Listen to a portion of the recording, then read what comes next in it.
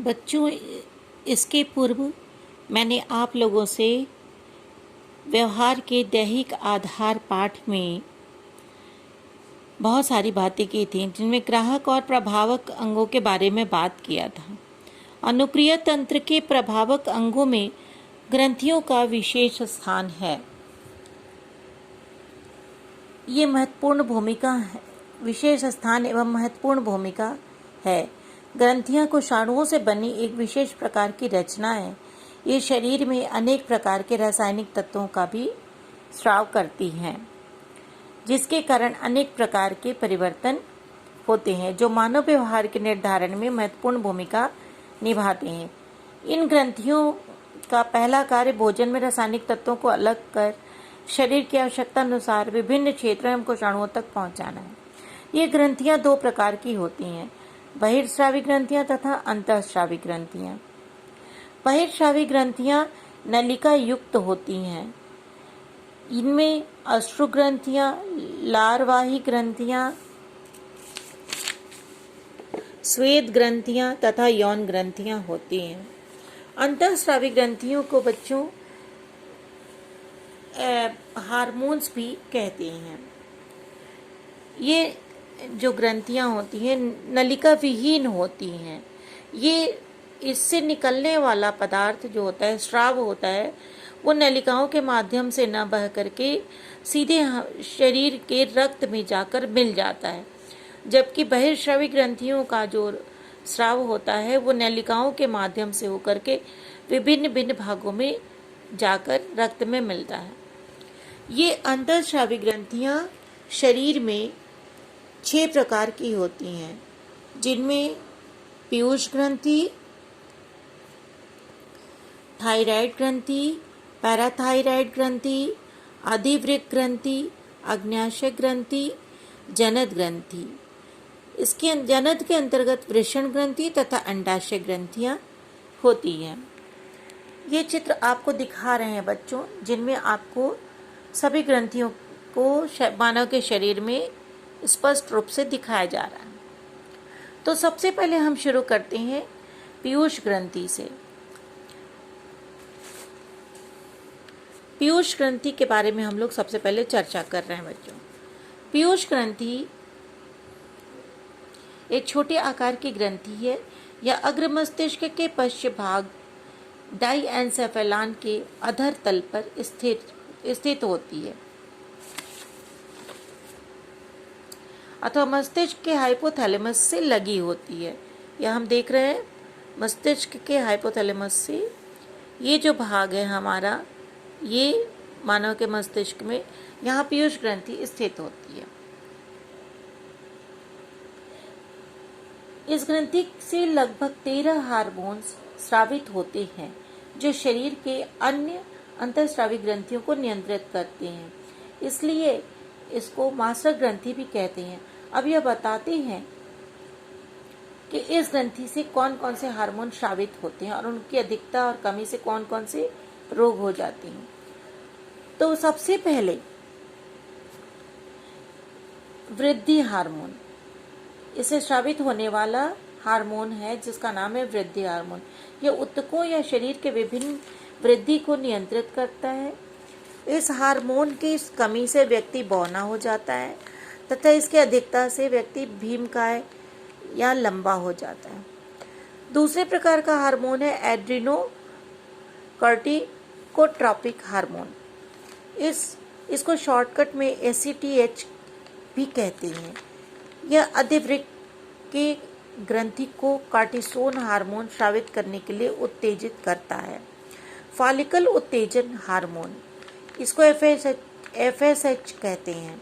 यह एक उत्तेजक हार्मोन होता है। यह स्त्रियों में अंडाशय को एस्ट्रोजन के स्रावण के लिए तथा पुरुषों में वृषण की शुक्र जनन के स्रावण के लिए प्रेरित करता है।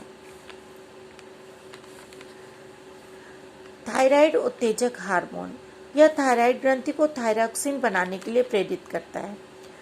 प्रोलैक्टिन हार्मोन, ये हार्मोन गर्भावस्था में स्त्रियों में स्तन की वृद्धि करता है और स्तन ग्रंथियों में दूध बनाने को भी नियंत्रित करता है। ल्यूटिनाइजिंग हार्मोन, यह मनुष्य यानी कि स्त्री और पुरुष दोनों में गौण लैंगिक लक्षणों के विकास से संबंधित एंड्रोजेंस के श्रवण को प्रेरित करता है। वैसोप्रोसिन हार्मोन 7वें नंबर पर है। वैसोप्रोसिन हार्मोन यह वृक्क द्वारा जल का पुनः अवशोषण तथा मूत्र की मात्रा को नियंत्रित करता है। यह शरीर के कुछ भागों की रुधिर वाहिनियों को संकुचित कर रुधिर दाब में वृद्धि करता है। इसके बाद है बच्चों ऑक्सीटोसिन हार्मोन, यह गर्भाशय की पेशियों के संकुचन को प्रेरित करता है। स्त्रियों में शिशु के जन्म के समय यह गर्भाशय की ग्रीवा को चौड़ा भी करता है। दुग्ध ग्रंथियों को संकुचित कर दुग्ध श्रवण में भी सहायता करता है। इस प्रकार ये पीयूष ग्रंथि मास्टर ग्रंथियां हो गई हैं। अभी तक हमने पीयूष ग्रंथि की बात की बच्चों, अब हम थायराइड ग्रंथि की बात करने जा रहे हैं। अब हम बात करेंगे थायराइड ग्रंथि की। थायराइड ग्रंथि जो है हमारे शरीर में, आप देख रहे हैं गला है, मनुष्य के गले में यह ग्रंथि स्थित है। जैसा कि आपको चित्र में देख रहे हैं, यह गर्दन में श्वास नली व स्वर यंत्र के समीप स्थित होती है।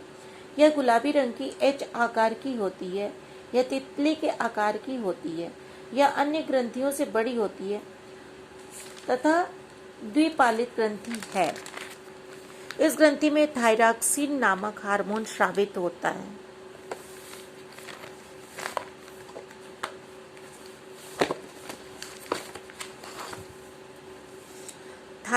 थायरॉक्सिन हार्मोन का मुख्य कार्य शारीरिक उपापचय क्रियाओं को नियंत्रित करना होता है। इस हार्मोन की कमी से कई बीमारियां होती हैं, जिनमें जड़ मानवता नाम की एक रोग होता है। अर्थात बचपन में हार्मोन की कमी से बीएमआर, हृदय स्पंदन की दर, उपापचय दर, हड्डियों में वृद्धि कम होने से बच्चे बौने रह जाते हैं, यानी कि बच्चों की वृद्धि नहीं होती है, शारीरिक विकास रुक जाता है। इसे ही जड़ मानवता कहते हैं। ये जो बच्चे होते हैं ये बौने रह जाते हैं, ये नपुंसक हो जाते हैं, ये इनकी चमड़ी मोटी हो जाती है, सुस्त रहते हैं, ये झुर्रीदार होते हैं, मोटे तौर पे इनका पेट भी आगे निकला होता है। तो ये था जड़ मानवता। दूसरी प्रकार की बीमारी जो होती है उसको मिक्सीडेमा कहते हैं। मिक्सीडेमा कहते हैं बच्चों। जब वयस्क अवस्था में थायरॉक्सिन हार्मोन की कमी हो जाती है तो उपापचय दर कम हो जाने के समय से पहले ही व्यक्ति बूढ़ा हो जाता है। रक्त दाब कम हो जाता है और जनन क्षमता भी कमजोर हो जाती है। बाल झड़ने लगते हैं, त्वचा फूल जाती है, व्यक्ति का शरीर मोटा तथा स्थूल हो जाता है। ऐसे मस्तिष्क भी कमजोर, भारी आवाज हो जाती है। मस्तिष्क भी कमजोर होता है, आदमी की आवाज भी भारी हो जाती है, शरीर मोटा हो जाता है, स्थूल हो जाता है। इस बीमारी का नाम है मिक्सीडेमा। और ये क्यों हो जाता है? ये थायरॉक्सिन हार्मोन की कमी के कारण। अगला दूसरा है थायरॉक्सिन हार्मोन जब व्यक्ति के शरीर में अधिक स्रावित होता है। अभी तो हमने बात की थी कि जब थायरॉक्सिन कम स्रावित होता है, लेकिन जब अधिक हो जाता है तो ऐसे में व्यक्ति का शरीर फूल जाता है। ये जो थायरॉक्सिन हार्मोन जब व्यक्ति के शरीर में अधिक स्रावित होता है तो ये जो थायराइड ग्लैंड होती है वो फूल जाती है। जो ग्रंथि होती है वो फूल जाती है, फूलकर बड़ी हो जाती है और गले के पास भारीपन आ जाता है, मोटा हो जाता है। इसे ही घेंघा रोग कहते हैं। ऐसा भोजन में आयोडीन की कमी से होता है। यह पहाड़ी क्षेत्र में अधिक होता है। अब बच्चों इसके बाद हम आप लोगों से बताने वाले हैं तीसरे प्रकार की ग्रंथि के बारे में, जिसका नाम है पैराथायराइड। पैराथायराइड ग्रंथि हमारे शरीर में थायराइड जो ग्रंथियां हैं आप दिख रहे हैं, ये थायराइड ग्रंथि जो तितली के भांति बनी हुई है, इनके मध्य 4 कोनों पर आपको 4 बिंदु दिख रहे हैं। इन्हीं 4 बिंदुओं को हम पैराथायराइड ग्लैंड कहते हैं। ये थायराइड के चारों कोनों पर एक एक होती हैं। इसमें 2 प्रकार के हार्मोन्स स्रावित होते हैं बच्चों, पैराथोरम और कैल्सिटोनिन हार्मोन। पैराथोरम कैल्शियम व फास्फेट के उपापचय पर नियंत्रण रखता है। पैराथार्मोन नामक जो हार्मोन होता है, स्रावित होता है पैराथायराइड में से, वो शरीर के कैल्शियम व फास्फेट के उपापचय पर नियंत्रण रखता है।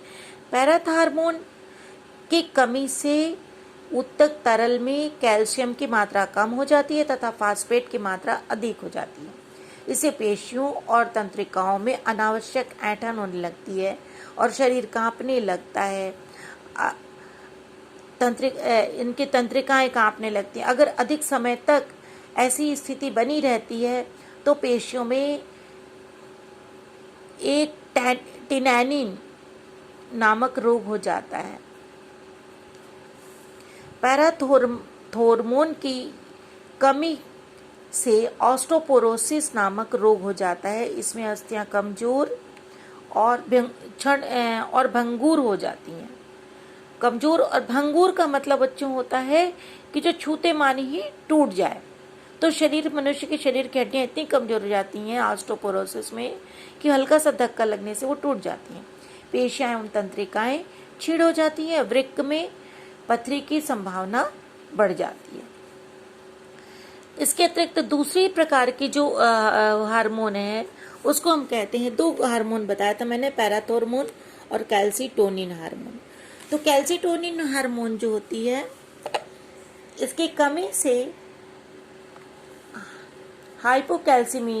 कैल्सीमिया नामक रोग हो जाता है, जिससे दांतों के निर्माण के लिए कैल्शियम की कमी होती है तथा इस हार्मोन के अधिक स्रावित होने से हड्डियां कोमल और टेढ़ी हो जाती हैं। कभी कभी मनुष्य के में कुबड़ भी निकल आता है। तो अब है बच्चों अगला जो हम आपको बता रहे हैं, ये था हमारा पैराथायराइड हार्मोन की। अब है एड्रिनल ग्रंथि। एड्रिनल ग्रंथि, इसको अधिवृक्क ग्रंथि भी कहते हैं बच्चों, इसको अधिवृक्क ग्रंथि भी कहते हैं। मनुष्य के गुर्दे के दोनों सिरे पर टोपी के आकार की संरचना दिखती है, इसे ही एड्रिनल ग्रंथि कहते हैं। इस ग्रंथि का बाहरी भाग कार्टेक्स तथा भीतरी भाग मेडुला कहलाता है। इस ग्रंथि के प्रमुख हार्मोन है aldosterone, cortisol, adrenaline. Adrenaline hormone की कमी से भूख की कमी, गठिया रोग, एडिशन रोग आदि हो जाते हैं। अतिश्रवण से लैंगिक परिवर्तन तथा बांझपन हो जाता है। लड़कों में लैंगिक परिपक्वता शीघ्र ही आ जाती है। अब है बच्चों पैनक्रियाज ग्रंथि या अग्न्याशय ग्रंथि। हाँ, तो आपको एड्रिनल ग्रंथि हमको दिखाना था। ये हमारा जो किडनी है हमारे शरीर में बच्चों, एक ये किडनी, 2 किडनी होती है ना शरीर में, दोनों तरफ होती है हमारे पेट में। इन किडनी के ऊपर ये एक टोपी के आकार का होता है, जैसे टोपी पहनाया जाता है किडनी को, जैसे ये चित्र आप देख रहे हैं। ये देखिए, दोनों हमारे किडनी में ये लाल रंग का जो हिस्सा है, इसको हम एड्रिनल ग्रंथि कहते हैं। ठीक है बच्चों। अब है अग्न्याशय ग्रंथि। अग्न्याशय ग्रंथि आप देख रहे हैं, ये एड्रिनल ग्रंथि जो है, अब बीच में आपकी अग्न्याशय है, अमाशय है, अग्न्याशय है, इसके अंदर यहीं पर आपको ये अग्न्याशय ग्रंथि या पैनक्रियाज ग्रंथि होती है। यह मिश्रित अंतःस्रावी ग्रंथियां होती हैं। यह मनुष्य की उदर गुहा में पाई जाने वाली गुलाबी रंग की ग्रंथियां होती है। इस ग्रंथि का 98% भाग पाचक रसों अथवा एंजाइम का श्रवण करने वाली कोशिकाओं के द्वारा बने खोखले पिंडों का बना होता है। इन पिंडों के बीच अनेक सूक्ष्म अंतःस्रावी कोशिकाएं पाई जाती हैं, जिन्हें लंगरहैंस की बीथिकाएं कहते हैं। इसकी खोज पॉल लंगरहैंस ने की थी, इसीलिए इसे पॉल लंगरहैंस बीथिकाएं कहते हैं। इनमें अंतःस्रावित इनमें से निकलने वाली जो स्राव है कोशिका 3 प्रकार की होती हैं: अल्फा कोशिकाएं, बीटा कोशिकाएं तथा गामा कोशिकाएं। अल्फा कोशिकाओं से ग्लूकोगैन नामक हार्मोन स्रावित होता है। बीटा कोशिकाओं से इंसुलिन नामक हार्मोन स्रावित होता है।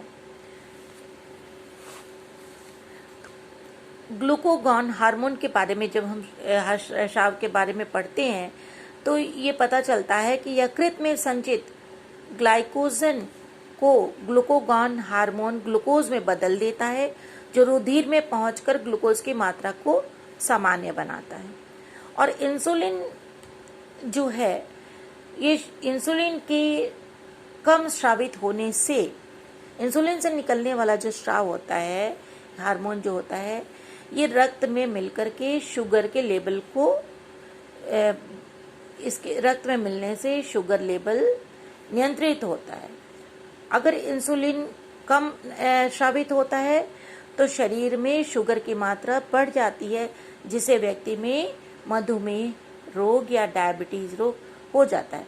इसकी अधिकता से रक्त में शर्करा कम हो जाती है और कभी कभी जब ये अधिक स्रावित होने लगता है तो क्या होता है, रक्त में शक्कर की मात्रा बहुत कम हो जाती है और इससे इंसुलिन आघात कहते हैं। जब ऐसी स्थिति होती है तो इंसुलिन आघात होता है और व्यक्ति को अत्यंत थकावट, कमजोरी, यहाँ तक कि वो बेहोश हो जाता है और कभी कभी लो शुगर में व्यक्ति की मृत्यु भी हो जाती है। तो हमने तीसरे प्रकार का जो हार्मोन है उसको गामा कोशिकाओं से सोमैटोस्टेनिन हार्मोन स्रावित होता है। यह ग्लूकोगॉन तथा इंसुलिन के श्रवण को नियंत्रित करता है या रोकता है। यानी कि जब कभी व्यक्ति को अतिरिक्त मेहनत करने की आवश्यकता होती है, यानी अचानक व्यक्ति जब दौड़ता है, तेज दौड़ता है, तो उस समय उसको ज़्यादा ग्लूकोज की आवश्यकता होती है ना। तो ऐसी स्थिति में ये ग्लूकोगॉन जो है वो तेजी से हार्मोन जल्दी से शरीर को मिलने लगता है और व्यक्ति का जो एक इमरजेंसी होती है उसमें अपने कार्य को कर पाता है। किंतु जब कार्य खत्म होता है तो शरीर एक्स्ट्रा एनर्जी की परिस्थिति में होती है और उसको नियंत्रित करने के लिए शरीर को वापस सामान्य दशा में लाने के लिए ये गामा कोशिकाओं से निकलने वाले जो हार्मोन होते हैं, सोमैटोस्टेनिन हार्मोन होते हैं, ये ग्लूकोगॉन तथा को नियंत्रित करके और फिर से वापस सामान्य परिस्थिति में उस अंग को लाते हैं। अगला है बच्चों पैनक्रियाज ग्रंथि के बाद जनद ग्लैंड्स। इनको कहते हैं जनद ग्लैंड्स। जनद ग्लैंड्स जो होता है इसमें 2 स्थिति होती, 2 भाग होते हैं। अभी हम आपको बताते हैं बच्चों। देखिए, पुरुषों में जनद ग्लैंड्स में जो जनन ग्रंथियां होती हैं, पुरुषों में वृषण और स्त्रियों में अंडाशय, है ना।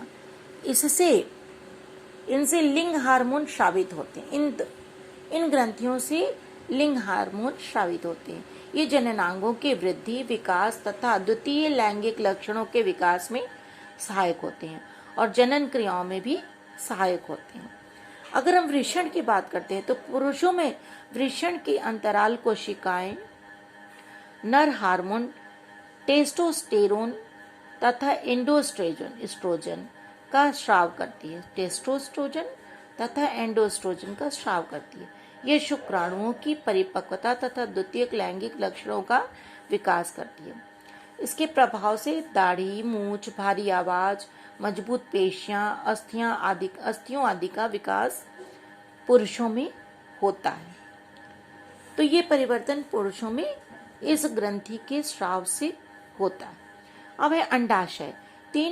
अंडाशय में 3 हार्मोन स्रावित होते हैं, एस्ट्रोजन, प्रोजेस्टेरोन, रिलैक्सिन। नारी विकास हार्मोन कहलाता है। ये एस्ट्रोजन का स्रवण होने से स्त्रियों में स्त्रियोचित अंगों का विकास होता है, स्तनों का विकास को नियंत्रित करते हैं, चेस्ट भारी हो जाता है, आवाज पतली होती है, ये सारी चीजें स्त्री में होती हैं। दूसरे प्रकार है प्रोजेस्टेरोन। ये गर्भाशय को गर्भधारण के लिए तैयार करता है। इस स्राव से, इस प्रकार प्रोजेस्टेरोन स्राव से स्त्रियों में गर्भाशय को गर्भधारण के लिए तैयार करना होता है। तीसरे प्रकार का जो स्राव होता है उसे रिलैक्सिन कहते हैं। ये गर्भाशय के छिद्र को बढ़ाकर शिशु के जन्म को सुगम बनाता है।